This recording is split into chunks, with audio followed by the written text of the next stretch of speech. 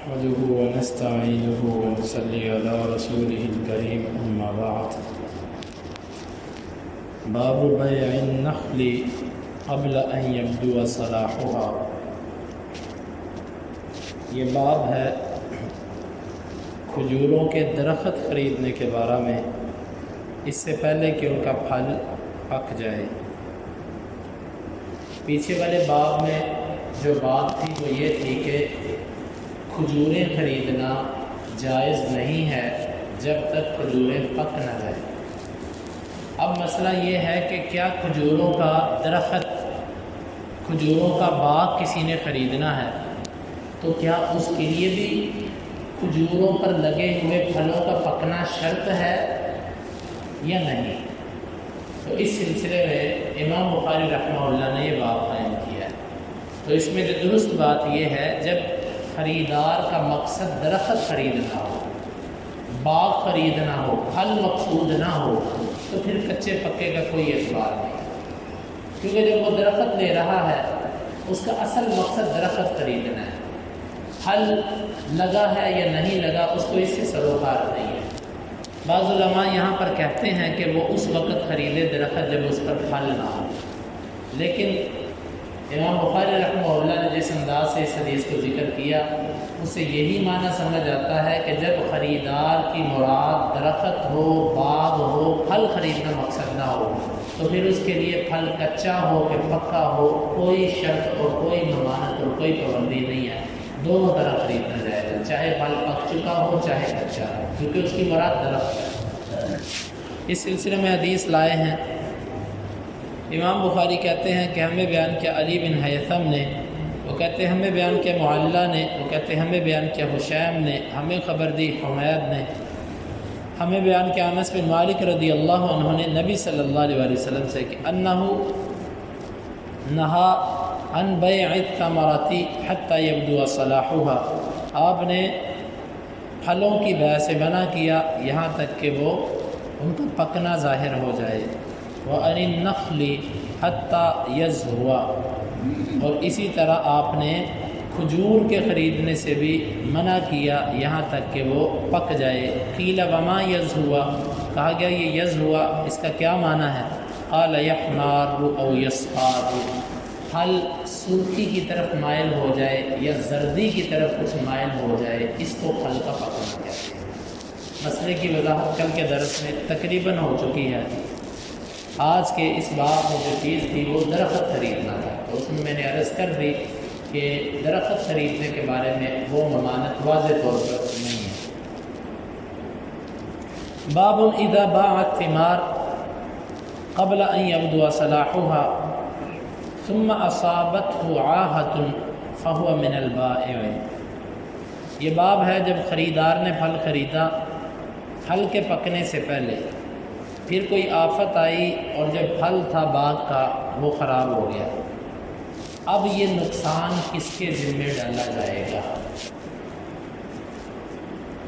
اللہ کے نبی صلی اللہ علیہ وسلم نے منع کیا کہ جب تک پھل پکے نہ تم نہ خریدو، لیکن کسی نے خرید لیا، بیع ہو گئی. اب بیع ہونے کے بعد پھل میں کوئی خرابی آ گئی، کیڑا لگ گیا، آندھیاں چلی، پھل سارے کا سارا گر گیا بارشوں کی وجہ سے، یا کوئی اس کو، درختوں کے اندر بھی کئی بیماریاں ہوتی ہیں، کوئی بیماری اس کو لگ گئی. اب یہ نقصان جو ہے یہ کس کے ذمہ ڈالا جائے گا؟ کیونکہ مالک تو بیچ چکا ہے، خریدار پیسے دے چکا ہے، اب نقصان کس کے ذمہ ڈالا جائے گا؟ تو حدیث یہ کہتی ہے کہ نقصان مالک کے ذمہ ڈالا جائے گا. پہلی تو بات یہ ہے کہ تم نے فروخت، خرید و فروخت کرنی نہیں، اگر ہو جائے تو پھر یہ نقصان مالک کا ہوگا. اس لیے کہ جب کوئی انسان کسی سے کوئی چیز لیتا ہے تو اس کو اس کا عوض دیتا ہے. اس نے خریدار سے پیسے تو پکڑ لیے باغ بیچنے کے، لیکن اس کے عوض میں خریدار کو کیا دیا؟ جو دینا تھا وہ تو خراب ہو گیا.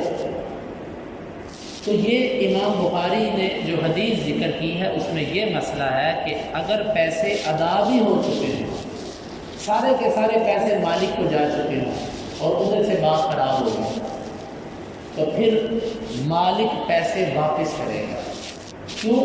اس میں خریدار کا کیا نقصان ہے؟ خریدار نے کون سی کوتاہی کی ہے کہ جس کی وجہ سے پھل خراب ہو؟ پھل خراب ہونا ہی ہونا تھا، تو خرابی جو ہے وہ اصل مالک کے ذمہ ہوتی ہے۔ لہذا جب اس خریدار نے پھل نہیں لیا تو پھل کے عوض میں جو پیسے دیے جاتے یہ بھی دینے نہیں ہوتے، یہ نقصان مالک کو ڈالا جائے گا۔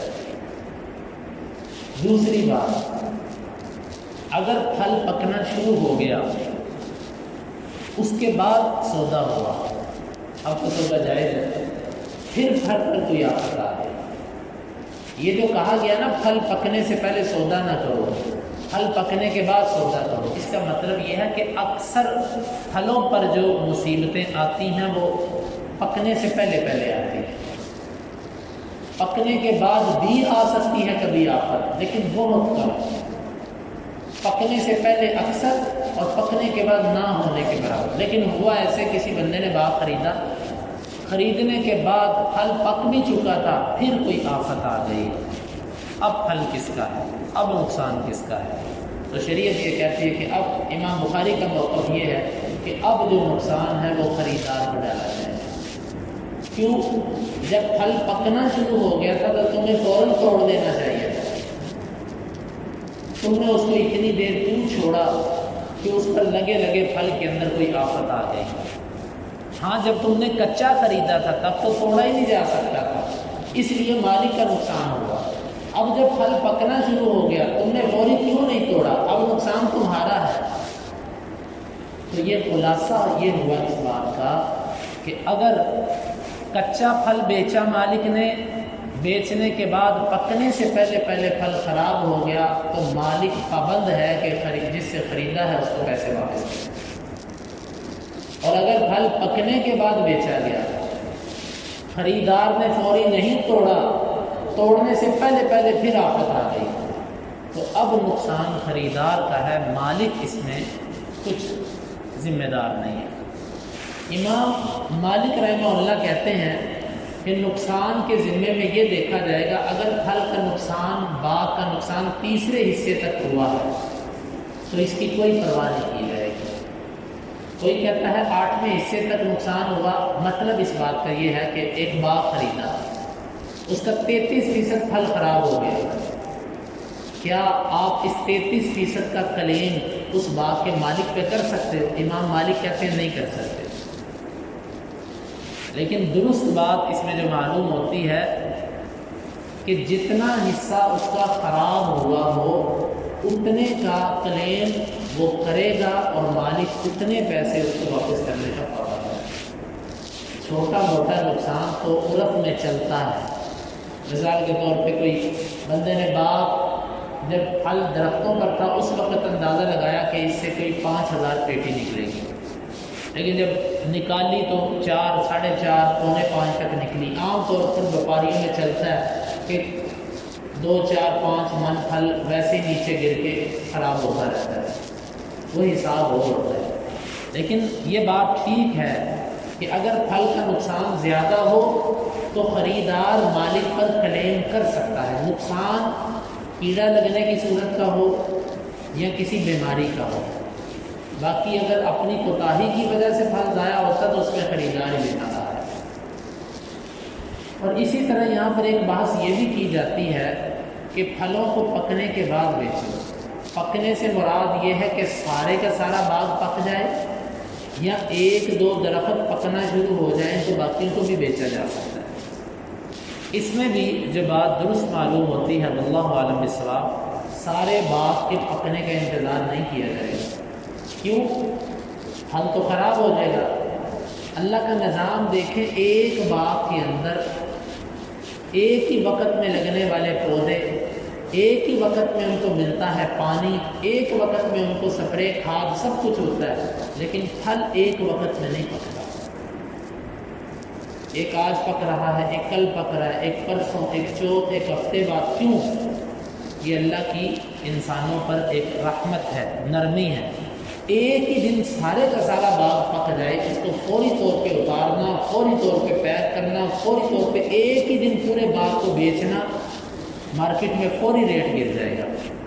منڈی کے اندر بھی روزانہ پھل آتا ہے تو بکتا ہے۔ آپ کو پتہ ہے منڈی میں بھی جب کوئی چیز واقع ہو جاتی ہے تو خراب ہونے کے ڈر سے اس کو جلدی نکالا جاتا ہے، سستے داموں بیچا جاتا ہے۔ یہ رب کی ایک رحمت ہے کہ پھل ایک دن نہیں پکتا، تھوڑا سا آج پکے گا، تھوڑا سا کل پکے گا، تھوڑا سا پرسوں، اتنا روز پکتا ہے کہ انسان اس کو آسانی سے توڑ سکتا ہے۔ تو اس میں یہی بات معلوم ہوتی ہے کہ 2-4 درختوں کا بھی پھل اگر پکنا شروع ہو جائے تو اس کا مطلب ہے کہ باقیوں کا سلسلہ بھی چل پڑا، باقی بھی 1 دن بعد 2 دن بعد ہفتے بعد پکنا شروع ہو جائیں گے۔ تو ضروری نہیں کہ پورے باغ کے پکنے کا، جتنی دیر تک آپ پورے باغ کے پکنے کا انتظار کریں گے، کتنے درخت آپ کے ان کا پھل لگا گل جائے گا، خراب ہو جائے گا۔ تو جہاں پر لگنا شروع بھی ہو جائے اتنا ہی کافی ہوتا ہے۔ ایک باغ کے اندر اگر چند درختوں کو شروع ہو گیا تو سارے باغ کو اسی پر قیاس کر کے اس وقت بیچا جاتا ہے۔ یہاں پر ایک اور بات ہے، وہ میں نے کل بھی کر دی تھی۔ احناف کے ہاں پھل کے پکنے اور نہ پکنے کی کوئی شرط نہیں، وہ کہتے ہیں بیچو جائز ہے، کوئی حرج نہیں ہے۔ جبکہ جمہور علماء، امام شافعی، امام احمد بن حنبل، محدثین کا موقف یہ ہے کہ پھلوں کا فرق کیا جائے گا۔ اگر تو اس نے کچے پھل اتارنے ہیں فوری طور پہ، جس طرح میں نے کل عرض کی تھی اچار کے لیے یا بعض اور مقاصد کے لیے کچے پھل اتارے جاتے ہیں، اگر اس کو چاہیے ہی کچے پھل تو پھل پکنے سے پہلے وہ کچا ہوتا ہے، اس کی خرید و فروخت جائز ہے، بشرطے کہ اس کو فوری اتار دیں، اس کو درختوں پہ باقی نہ رہنے دے، باقی رہنے دے گا پھر خرابی ہو سکتی ہے۔ ہاں اگر اس کو پکا پھل چاہیے تو پھر جب تک وہ پکے نہ اس کو نہ خریدے۔ بعض اوقات چارے کے طور پر بھی چیز خریدی جاتی ہے، کچی خریدی جاتی ہے، جائز ہے خرید۔ اب یہ ان تمام احکام باغ سے جو متعلق ہیں ان کے بارے میں امام بخاری رحمہ اللہ نے تقریباً ساری باتوں کو یہاں پر جمع کر دیا۔ اب ایک اور مسئلہ ہے، اللہ کے نبی نے منع کیا کہ پھل پکنے جب تک شروع نہ ہو جائے باغ نہ بیچو۔ ایک بندے نے بیچ دیا، کیا یہ بیع درست ہے کہ غلط ہے؟ ایک بندے نے پھل پکنے سے پہلے باغ بیچ دیا، یہ بیع درست ہے کہ غلط ہے؟ امام بخاری کا میلان اس طرح ہے کہ درست ہے، اگرچہ وہ گناہگار ہے، حدیث کی اس نے مخالفت کی ہے، لیکن بیع ہو گئی۔ بعض علماء کہتے ہیں کہ نہیں، بیع نہیں ہوئی، واللہ عالم بالصواب۔ مجھے بھی یہی بات سمجھ آتی ہے، امام بخاری کا موقف ٹھیک ہے کہ بیع ہو گئی ہے، بیع پر کوئی اثر نہیں پڑا، لیکن وہ بندہ گناہگار ہے حدیث کی مخالفت کرنے کی وجہ سے کہ کیوں تم نے پھل پکنے سے پہلے بیچا۔ تو یہ ہے ان احکامات کا خلاصہ۔ جو حدیث امام بخاری لائے ہیں وہ یہ ہے، امام بخاری کہتے ہیں ہمیں بیان کہ عبداللہ بن یوسف نے، وہ کہتے ہیں ہمیں خبر دی مالک نے حمید سے، وہ انس بن مالک رضی اللہ عنہ سے کہ بے شک رسول اللہ صلی اللہ علیہ وسلم نے روکا عن بیع الثمار حتی تزہی، پھلوں کی بیع کرنے سے یہاں تک کہ وہ پک جائیں۔ فقیل وما تزہی، کہا گیا یہ تزہی کا کیا معنی ہوتا ہے؟ قال حتی تحمر، یہاں تک کہ وہ سرخی کی طرف مائل ہونا شروع ہو جائے۔ فقال رسول اللہ صلی اللہ علیہ وسلم، آپ نے فرمایا ارأیت اذا منع اللہ الثمر، آپ یہ بتاؤ جب اللہ ایک پھل کو پکنے سے روک دے، یعنی خراب کر دے ایک پھل کو، بما یاخذ احدکم مال اخیہ، وہ خریدار سے پیسے کس چیز کے وصول کر رہا ہے؟ ایک پھل ہی اس کا خراب کر دیا اللہ نے، پھل پکنے نہیں دیا، تو وہ کسی سے پھل کے پیسے کس وجہ سے لے رہا ہے؟ یعنی پیسے واپس کرے مالک اس کو جس سے خریدا ہے، یعنی کہ خریدار کو پیسے واپس کرے گا مالک، اس چیز کا پابند ہے۔ وقال اللیث، اور لیث کہتے ہیں کہ مجھے بیان کیا یونس نے ابن شہاب سے، وہ کہتے ہیں لو ان رجلا ابتاع ثمرا، امام زہری کہتے ہیں کہ اگر ایک بندے نے پھل خریدا قبل ان یبدو صلاحہ، پھل کے پکنے سے پہلے، ثم اصابتہ آہت، پھر اس پھل کو کوئی آفت آ گئی، کان ما اصابہ علی ربہ، اب یہ جو مصیبت آئے گی یہ نقصان باغ کے مالک پر ڈالا جائے گا، خریدار پر نہیں ڈالا جائے گا۔ یہی موقف امام بخاری کا ہے جو امام زہری کا ہے۔ اخبرنی سالم بن عبداللہ عن ابن عمر، ہمیں خبر دی سالم بن عبداللہ نے ابن عمر سے، بے شک رسول اللہ صلی اللہ علیہ وسلم نے فرمایا لا تتبایعوا الثمرۃ حتی یبدو صلاحها، تم پھلوں کی خرید و فروخت نہ کرو جب تک وہ پکنا نہ شروع ہو جائے، ولا تبیعوا الثمر بالتمر، اور تم تازہ کھجوروں کو خشک کھجوروں کے بدلے میں نہ بیچو۔ یہ مسئلہ پیچھے گزر چکا ہے، تو اس بات کا مطلب بھی میں آپ کو سمجھا چکا ہوں۔ پھل پکنے سے پہلے اگر فروخت کر دیا تو نقصان باغ کے مالک کے ذمہ ہے، پھل پکنے کے بعد اگر فروخت کیا اور نہ اتارا گیا فوراً تو خریدار کے ذمہ نقصان۔ یہ ہے باب شراء الطعام الی اجل، یہ باب ہے کھانے کو ایک مدت تک فروخت کرنا۔ اس باب کی وضاحت انشاءاللہ آگے آئے گی، آج صرف حدیث کا ترجمہ سن لیں۔ امام بخاری کہتے ہیں ہمیں بیان کیا عمر بن حفص بن غیاث نے، وہ کہتے ہیں مجھے بیان کیا میرے باپ نے، ہمیں بیان کیا اعمش نے، وہ کہتے کہ ہم نے ابراہیم کے ہاں ذکر کیا گروی رکھنے کا، اس سلف بے سلف نے، قال لا بأس بہ، وہ کہنے لگے اس میں کوئی حرج نہیں ہے۔ پھر ہمیں بیان کیا انہوں نے اسود سے و عائشہ رضی اللہ عنہ سے کہ بے شک رسول اللہ صلی اللہ علیہ وسلم نے اشترا طعاما من یہودی، آپ نے ایک یہودی سے کھانا خریدا تھا، الی اجل، ایک مقرر مدت تک، فرہنہ درعہ، آپ نے ان کے پاس زرہ بطور گروی رکھوائی تھی۔ اس کی مکمل وضاحت آگے آئے گی، صرف دو باتیں ذہن میں رکھیں۔ ادھار لینا جائز ہے، لیکن ادھار کی وجہ سے قیمت میں فرق درست نہیں۔ دوسری بات، گروی رکھنا جائز ہے لیکن گروی سے فائدہ لینا جائز ہے۔ مثال کے طور پہ ایک بندہ 10 لاکھ روپے گروی پر ایک مکان لیتا ہے، اب اس 10 لاکھ گروی کے بدلے میں جو اصل مکان کا کرایہ تھا 25,000 30,000، اب وہ کرایہ دیتا 5,000 یا دیتا ہی نہیں ہے، یہ اس نے گروی سے فائدہ لیا، یہ درست نہیں ہے۔ یا مالک گروی سے فائدہ لے، آپ نے اس کے پاس 10 لاکھ روپے رکھوائے، اب وہ ان کو کاروبار میں لگا کے آپ سے کرایہ کم کر دیتا ہے، یہ درست نہیں ہے۔ البتہ ویسے آپ کسی بندے سے ادھار دینے گئے، وہ کہتا ہے بھائی اپنی کوئی ضمانت دو، میں آپ کو نہیں جانتا، آپ اس کو کہتے ہو یہ میری گھڑی رکھ لو، جب میں آپ کو پیسے دوں گا میں آپ سے آ کے اپنی گھڑی واپس دے جاؤں گا۔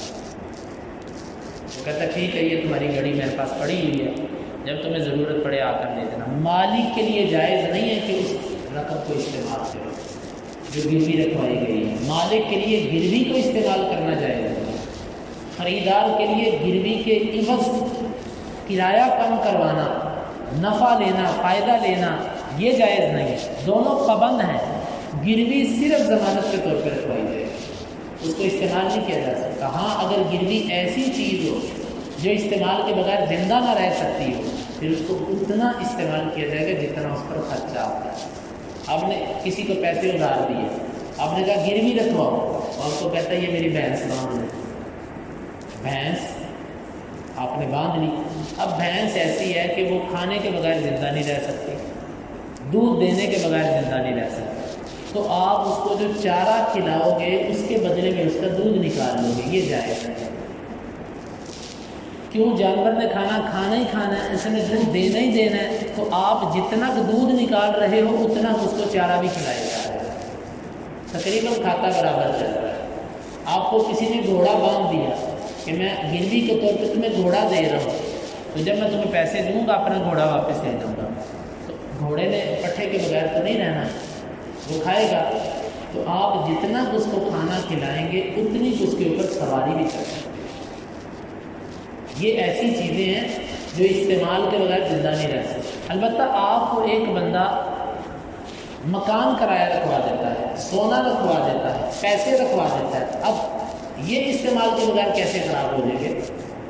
یہ نہیں ہوتے خراب، تو اس لیے ان کو استعمال میں نہیں کیا جائے۔ تو یہ میں نے بات اس لیے کر دی ہے کہ بعض دفعہ ایک درس میں ایک بندہ ہوتا ہے دوسرے میں نہیں ہوتا۔ حدیث میں لفظ تھا کہ اللہ کے نبی نے گروی رکھوایا، لیکن اللہ کے نبی کی جو گروی تھی وہ بطور ضمانت کی بات ہے، اس کو استعمال کرنے کے بارے میں ممانت ہے مستقل طور پر۔ دوسری حدیث میں جو مسئلہ آگے آئے گا، اللہ تعالیٰ سے دعا ہے کہ وہ ہمیں کتاب و سنت کو سمجھنے کی اور عمل کی توفیق عطا فرمائے۔ اللهم انفعنا بما علمتنا وعلمنا ما ينفعنا وزدنا علما وآخر دعوانا ان الحمد للہ رب العالمین۔ حدیث نمبر 2197 سے 2200 تک 4 حدیث۔